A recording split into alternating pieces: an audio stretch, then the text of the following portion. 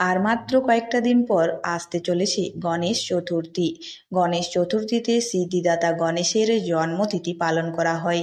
এবছর 2025 সালে গণেশ চতুর্থী কবে, বাড়িতে কিভাবে গণেশ স্থাপন করে পুজো করবেন, গণেশ পুজোর সহজ মন্ত্র সম্পূর্ণ এই ভিডিওতে জানতে পারবেন।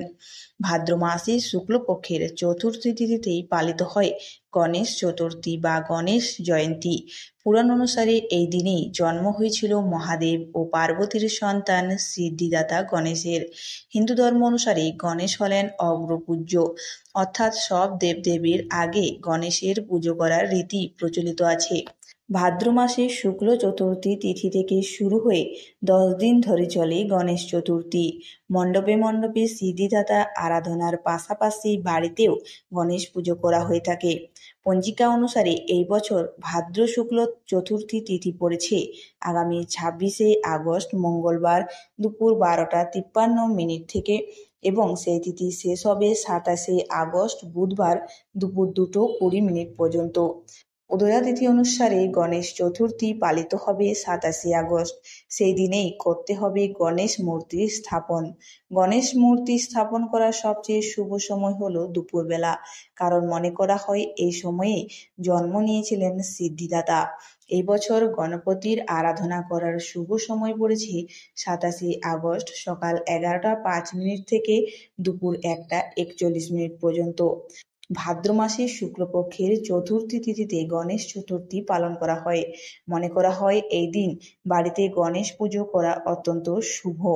এছাড়া এই পুজো করলে জীবনের থেকে দূর হয় নানান সংকট এবং সংসারের বাড়ে সুখ ও সমৃদ্ধি।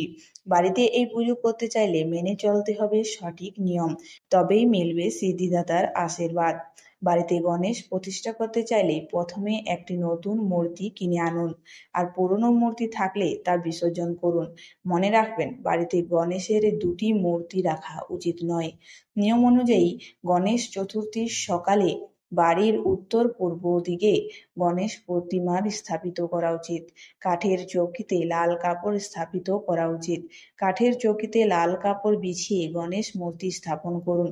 গণেশের ডান ও বাঁ দিকে ঋদ্ধি সিদ্ধির প্রতীক হিসেবে একটি করে সুপারি রেখে দিন। গণেশ চতুর্থীর সকালে স্নান করে পুজোর কাজ শুরু করতে হবে। আসন যাতে ছেঁড়া না হয় সেদিকে লক্ষ্য রাখুন। মূর্তি যে চৌকিতে রাখবেন তা পূর্ব দিকে ঘট রাখুন এবং দক্ষিণ পূর্ব দিকে প্রদীপ জ্বালান। তারপর গণেশকে প্রণাম করে শুরু করুন পুজো।